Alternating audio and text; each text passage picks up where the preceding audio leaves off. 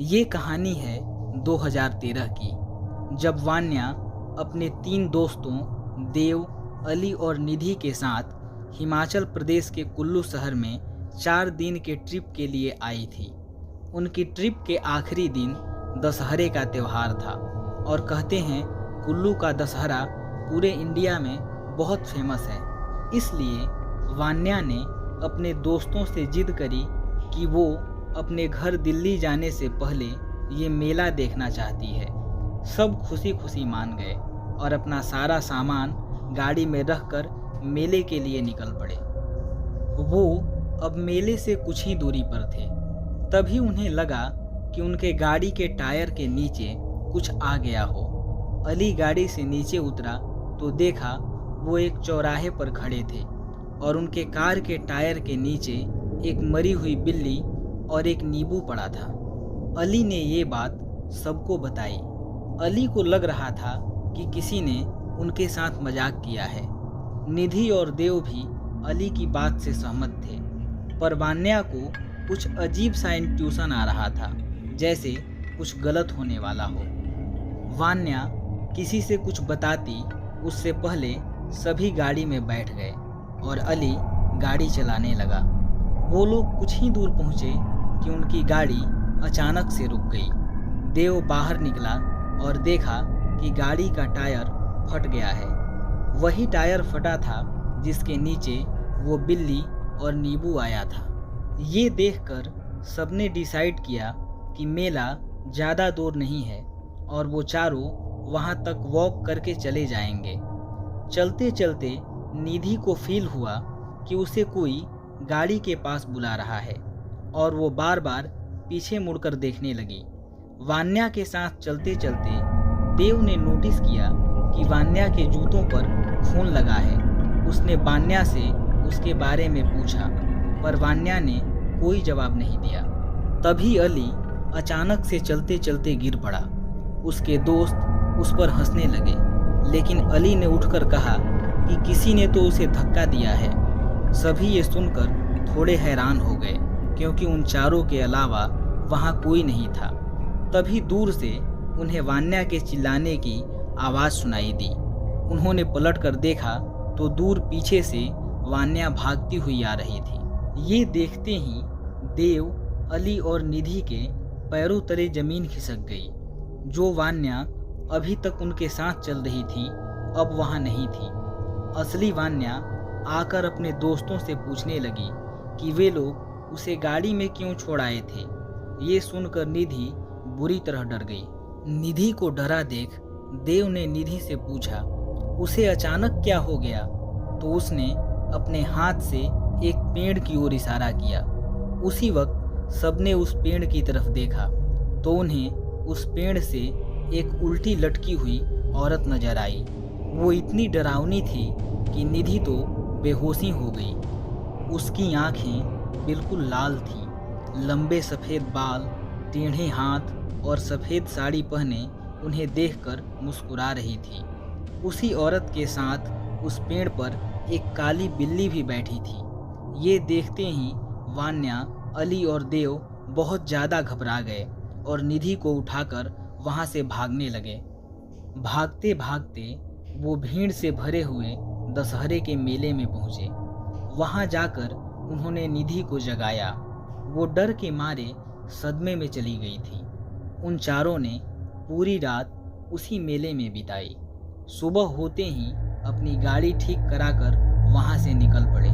वापस जाते समय निधि की हार्ट फेल्योर से मौत हो गई। कुछ दिनों बाद वान्या ने सबको बताया कि उस दिन वान्या ने देखा था कि निधि गाड़ी के बाहर कुछ देख रही थी। जब वान्या ने बाहर देखा तो उसे वही पेड़ दिखा जिस पर उस रात वो औरत लटकी हुई थी।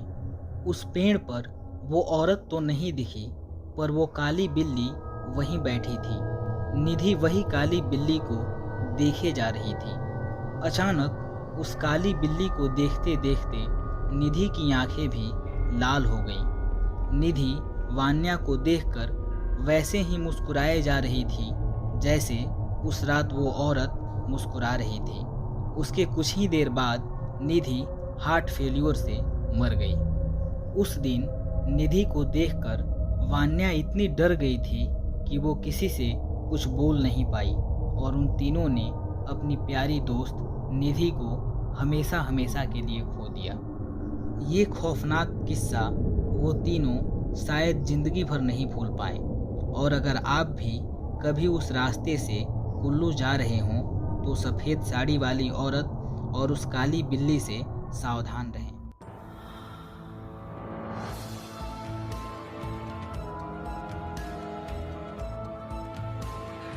आज बहुत देर हो गई है और रास्ता भी बहुत ख़राब हो चुका है। पता नहीं गवर्नमेंट क्या कर रही है। राज आज थोड़ा गुस्से में था और अपने सहकर्मी जितेन को बोल रहा था। जाते समय ही बॉस को कुछ न कुछ काम याद आ जाता है। एक तो मुझे घर पे काम था, ऊपर से ये फ़ोन भी आज ही ख़राब होना था, लेकिन आज ही देर करवा दी उस खड़ूस ने। गुस्से में राज ने बोला, चल जितेन, मैं निकलता हूँ। राज अपने गांव से ही हर रोज़ जॉब के लिए शहर आया जाया करता था, क्योंकि उसका गांव तकरीबन 24 किलोमीटर ही दूर था। आज राज को ऑफिस में बहुत देर हो गई थी। वहां से निकलते निकलते 10 बज गए थे और ऊपर से बारिश का मौसम था। आज अंधेरा कुछ ज़्यादा ही था, क्योंकि पूरा आकाश काले बादलों के पीछे जाकर छुप गया था। कहीं कहीं दूर बिजली की रोशनी दिखाई दे रही थी। राज ने एक पल की भी देरी किए बिना पार्किंग से अपनी गाड़ी को निकाला और अपने गांव की ओर रवाना हुआ। रास्ते में दूर कहीं से बारिश की खुशबू आ रही थी। राज गीत गाता हुआ अपने गांव की ओर बढ़ा जा रहा था। वो पहले से ही गांव में रहकर बड़ा हुआ था, इसलिए उसके मन में औरों से कुछ कम डर था और नौजवान था, इसलिए इस उम्र में साहसी होना आम बात है। रास्ता बहुत ख़राब था, जहाँ तहाँ गड्ढे पड़े थे, इसलिए गाड़ी को भी धीरे धीरे और संभाल कर चलाता हुआ राज आगे बढ़ रहा था। रोड पर कोई भी दूर दूर तक न तो यातायात और न ही कोई इंसान दिख रहा था। केवल अकेला राज उस रोड पर गाड़ी को लेकर गीत गुनगुनाता हुआ आगे बढ़ रहा था। अचानक उसके सामने से कुछ तेजी से गुजरा। राज ने तुरंत गाड़ी रोकी तो उसने देखा कि रोड के दूसरी तरफ एक जंगली बिल्ली थी जो रोड क्रॉस कर रही थी। थोड़ी देर के लिए तो राज की धड़कनें तेज हो गईं, लेकिन उसने फिर गाड़ी को स्टार्ट किया और आगे बढ़ गया। राज मन ही मन सोच रहा था कि आज ज़रूर कुछ बुरा होने वाला है। जितनी जल्दी घर पहुंच जाऊं उतना ही अच्छा होगा, क्योंकि बिल्ली का रास्ता काटना अच्छी बात नहीं है। वो ये सब सोच ही रहा था कि उसने देखा थोड़ी दूर पर एक लड़की खड़ी है जो हाथ दिखाकर लिफ्ट मांग रही है। राज ने अपनी गाड़ी की रोशनी में उसे दूर से ही देख लिया था। राज ने चारों तरफ देखा, मगर आसपास कोई भी नहीं था। लड़की अकेली खड़ी थी। राज ने पास जाकर अपनी गाड़ी रोक दी। वो लड़की कहीं शादी में जाकर आई हो वैसा लग रही थी। तकरीबन 14-15 साल की उम्र थी। हाथ में कंगन, गले में हार, एकदम गोरी त्वचा, पास से परफ्यूम की सुगंध भी आ रही थी। राज ने पूछा, इतनी रात को अकेली आप यहाँ क्या कर रही हो? लड़की बोली, यहीं बगल के गांव में दोस्त की शादी में गई थी। आते समय कोई लिफ्ट नहीं मिली तो सोचा पैदल ही निकल जाऊं। मेरा गांव आगे ही है। अगर आपको कोई तकलीफ़ न हो तो क्या आप मुझे वहां छोड़ देंगे? राज ने कहा, ठीक है। लड़की के बैठने के बाद राज ने फिर से गाड़ी चलानी शुरू की। दोनों में से कोई भी कुछ नहीं बोल रहा था। 20 मिनट के बाद एक गांव में पहुंचने पर लड़की ने कहा, बस आप यहीं पर गाड़ी रोक दीजिए। राज ने गाड़ी रोक दी। लड़की नीचे उतरी और राज को देखकर थोड़ा मुस्कुराई। राज ने देखा कि ये वो लड़की है ही नहीं जिसे उसने गाड़ी में बिठाया था। उसने देखा कि ये लड़की एकदम काली, फटे हुए कपड़े, बिखरे हुए बाल और बड़ी बड़ी काली आंखों वाली है। राज के पसीने छूट गए। इससे पहले कि वो कुछ बोले, लड़की आग का गोला बनकर अचानक गायब हो गई। डर के मारे राज का दिमाग काम करना ही बंद कर दिया। कुछ देर के बाद उसने गाड़ी स्टार्ट की और तेजी से चलाता हुआ अपने घर पहुंचा। राज को पसीना पसीना और डरा हुआ देखकर उसके पिता ने पूछा, क्या हुआ बेटा? राज ने पूरी घटना अपने पिताजी से बताई। तब उसके पिताजी बोले, दोपहर से ही मैं तुम्हें फ़ोन लगा रहा हूँ कि जल्दी घर पहुँच जाना, क्योंकि बगल के गांव की एक लड़की जो शादी में गई थी उसे कुछ लोगों ने उठाकर मार डाला था और रोड के पास ही झाड़ी में फेंक दिया था। राज समझ गया कि ये वही लड़की थी। ये सोचकर राज को 2 दिन तक बुखार लगा रहा। बाद में कितना भी काम हो, राज रात से पहले अपने घर पहुंच जाया करता।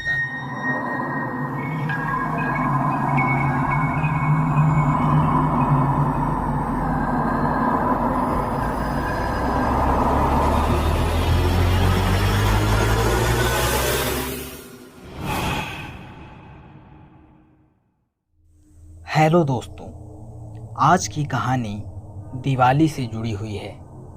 कहते हैं दिवाली खुशियों का त्यौहार होता है। इस दिन लक्ष्मी, गणेश और कुबेर की पूजा की जाती है। रात को पूजा करने के बाद लोग अपने घर के अंदर और बाहर दीपक जलाते हैं। कुछ लोग पटाखे भी जलाते हैं, हालांकि कुछ लोग ये करना पसंद नहीं करते। लगभग सभी घरों में तरह तरह के स्वादिष्ट व्यंजन बनाए जाते हैं। इस मौके पर एक दूसरे से खुशियां बांटी जाती हैं। लेकिन भारत में एक गांव ऐसा भी है जहां लगभग 100 सालों से लोगों ने दिवाली नहीं मनाई। दिवाली आते ही इस गांव में सन्नाटा पसर जाता है, जैसे कोई मातम छाया हुआ हो। इस गांव में खुशियों का नामो निशान नज़र नहीं आता। इस गांव का नाम है दुर्गापुर, जो झारखंड के बोकारो में स्थित है। कहा जाता है दिवाली पर यहाँ के लोग खुशियाँ नहीं मनाते, क्योंकि उनका मानना है कि ऐसा करने से गांव में महामारी और आपदा आ सकती है। कहा जाता है कि 9000 की आबादी वाले इस गांव में लोग अपने मर चुके राजा के आदेशों का आज तक पालन कर रहे हैं और इस डर से सहमे हुए रहते हैं कि अगर उन्होंने राजा की आज्ञा नहीं मानी तो राजा की आत्मा गांव में आकर तबाही मचा देगी। इस गांव में एक कहानी प्रचलित है। कहा जाता है कि 100 साल पहले दुर्गापुर नामक इस गांव में दुर्गा प्रसाद नाम के एक राजा का शासन था। उन्हें दिवाली का त्यौहार बहुत ही पसंद था, लेकिन एक बार बदकिस्मती से दिवाली के दिन ही राजा के बेटे की मौत हो गई, जिससे उनकी सारी खुशियां हमेशा के लिए ख़त्म हो गईं। उसके बाद से गांव में जब भी दिवाली का त्यौहार मनाया जाता, वहां पर या तो सूखा पड़ जाता या महामारी फैल जाती, जिससे सैकड़ों लोगों की मौत हो जाती। महामारी से तंग आकर राजा ने समस्त प्रजा को दिवाली का त्यौहार न मनाने का आदेश दिया। लेकिन कुछ सालों के बाद इत्तेफाक से राजा की भी दिवाली के दिन ही मौत हो गई। उसके बाद से इस गांव में दिवाली का त्यौहार न मनाने की परंपरा है, जो अब तक चली आ रही है। लोगों का मानना है कि अगर उन्होंने अपने राजा के आदेश की अवहेलना की तो उनकी आत्मा गांव में आकर तबाही मचा देगी। यही कारण है कि आज भी दुर्गापुर के लोग दिवाली का त्यौहार नहीं मनाते हैं।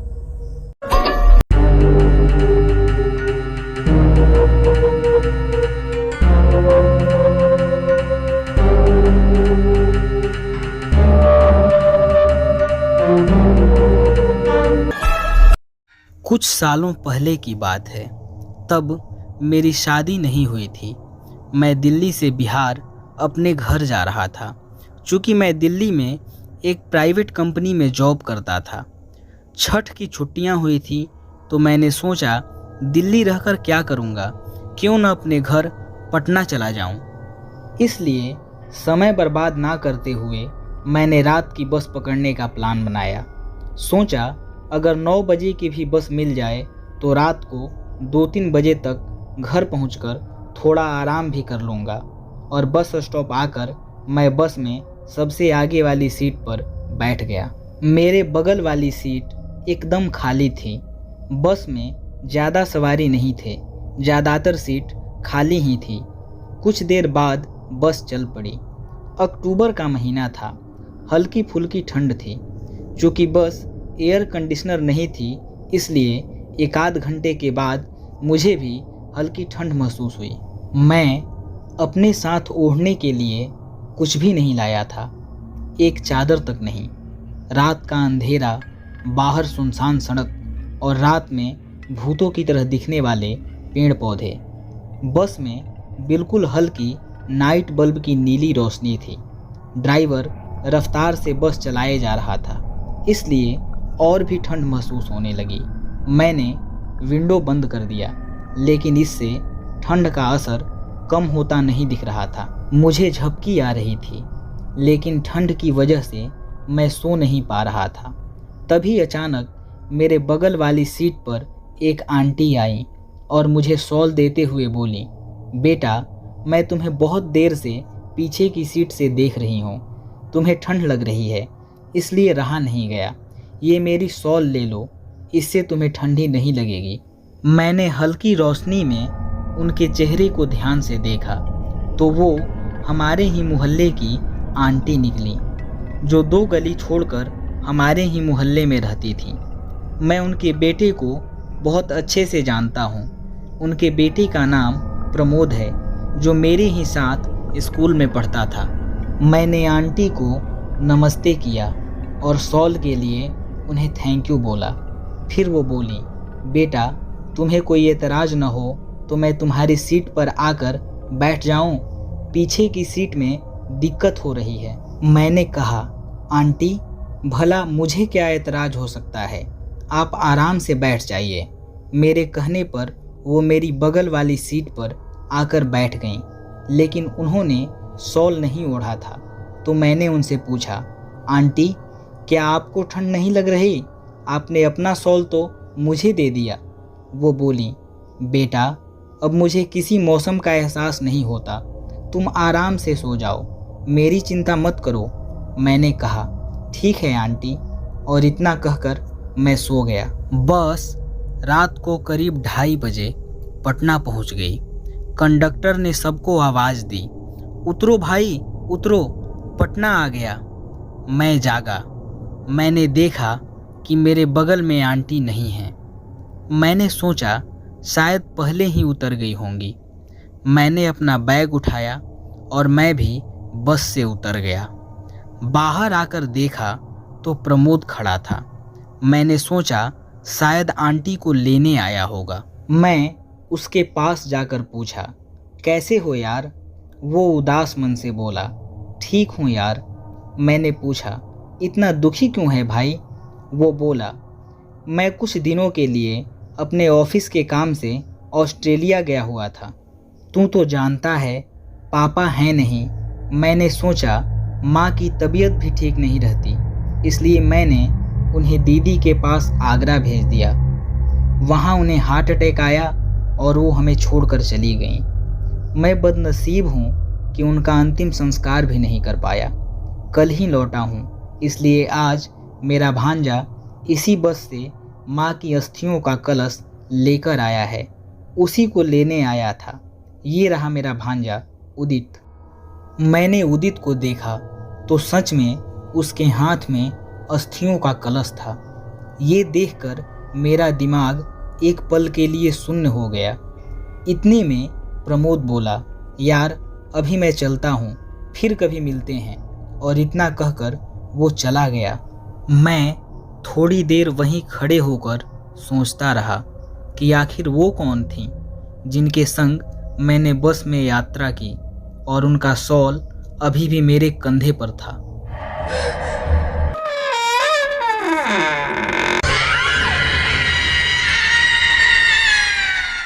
हेलो दोस्तों, आज की कहानी क्रिसमस से जुड़ी हुई है। यह घटना एल्किस के साथ क्रिसमस ईव को घटा था। उस रात एल्किस अपनी 4 साल की बेटी को सुलाकर टीवी देख रहा था। लगभग 12 बजे के करीब जब एल्किस आधी फिल्म देख चुका था, तभी उसे खिड़की पर किसी के नॉक करने की आवाज़ आई। उसने जब खिड़की की तरफ देखा तो वहाँ कोई नहीं था। बाहर बहुत तेज बर्फबारी हो रही थी और उसकी खिड़की बंद थी।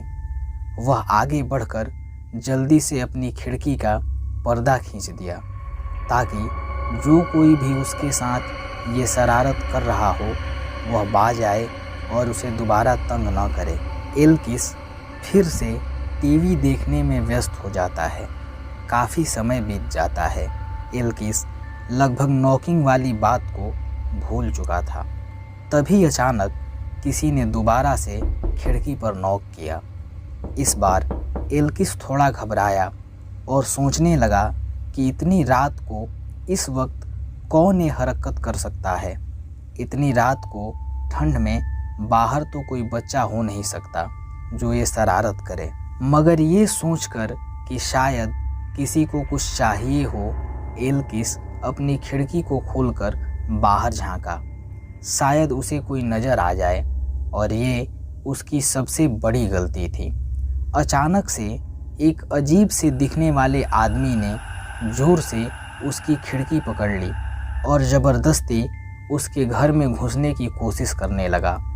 एल्किस ने उस आदमी से खुद को छुड़ाया और खिड़की बंद कर ली।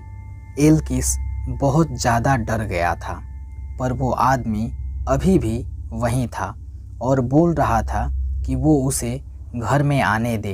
वो बार बार यही कह रहा था। बाहर बहुत सर्दी है और बस वो एक रात के लिए वहाँ रुकना चाहता है। ये सब एल्किस के लिए बहुत अजीब था। एल्किस ने तुरंत उस आदमी को वहाँ से जाने के लिए बोला और धमकी दी कि अगर वो नहीं गया तो वो पुलिस को बुला लेगा। ये सुनकर वो आदमी वहाँ से भाग जाता है। उस आदमी के वहाँ से जाने के थोड़ी देर के बाद एल्किस ने खिड़की से दोबारा बाहर देखा, ये कंफर्म करने के लिए कि वो आदमी वहाँ से चला गया या नहीं। वो आदमी वहाँ नहीं था। एल्किस ने सुकून की सांस ली और दोबारा से टीवी देखने लगा। तकरीबन 15 मिनट के बाद एल्किस की बेटी जगकर नीचे आती है। एल्किस हैरान होकर उसकी तरफ देखता है और उससे पूछता है कि वो नींद से उठकर क्यों चली आई।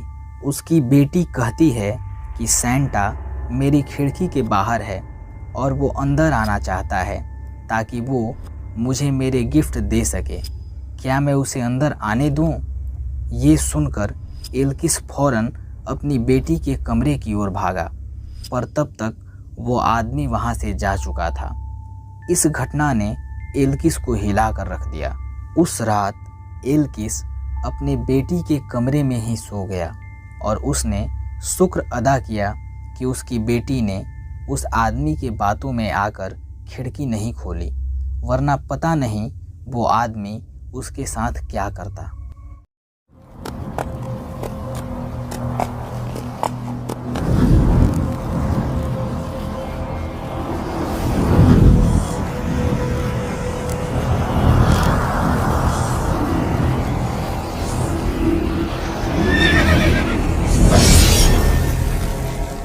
क्रिसमस में सैंटा का बहुत बड़ा रोल है। आप सैंटा के बारे में ज़रूर जानते होंगे, पर शायद ही आप क्रैम्प्स को जानते होंगे या पहले कभी नाम सुना होगा।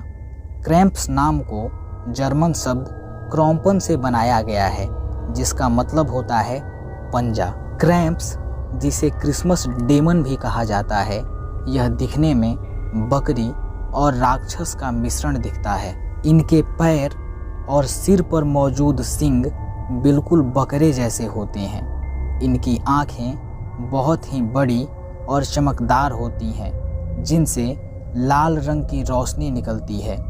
इनके दांत नुकीले और सांप जैसी लंबी जुबान होती है। इनका शरीर काले और भूरे बालों से ढका होता है। ऐसी मान्यता है कि यह डरावना राक्षस बस क्रिसमस में ही दिखाई देता है। क्रिसमस की मान्यता के अनुसार इसे सैंटा का साथी माना जाता है। इसका काम बच्चों के साथ बर्बरता करना होता है। 18वीं सदी में यूरोप में ये मुद्दा सबसे ज़्यादा चर्चित था। जर्मनी, ऑस्ट्रिया, हंगरी जैसे देशों में आज भी क्रैम्प्स से जुड़ी मान्यताएं प्रचलित हैं। यूरोप के देशों में आज भी सब इसका नाम लेने से डरते हैं।